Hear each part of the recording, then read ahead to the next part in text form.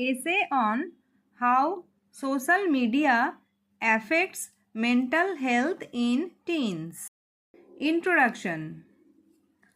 Social media is a big part of every teenager's life today. Apps like Instagram, WhatsApp, and YouTube help us stay connected, but they also affect our minds in many ways. Positive effects.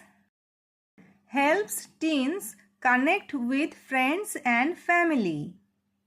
Useful for learning, sharing ideas, and creativity. Good for staying updated with news and trends. Negative effects. Too much time online can lead to stress and anxiety. Teens may compare themselves with others and feel low.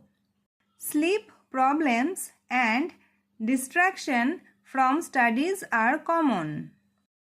Cyberbullying and fake news can harm mental health. How to use social media wisely. Set time limits for screen use. Follow positive pages that inspire.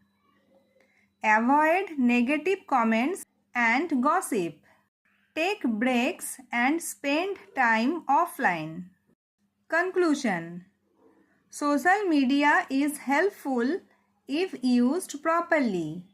Teenagers must use it in a balanced way to stay healthy, happy, and focused.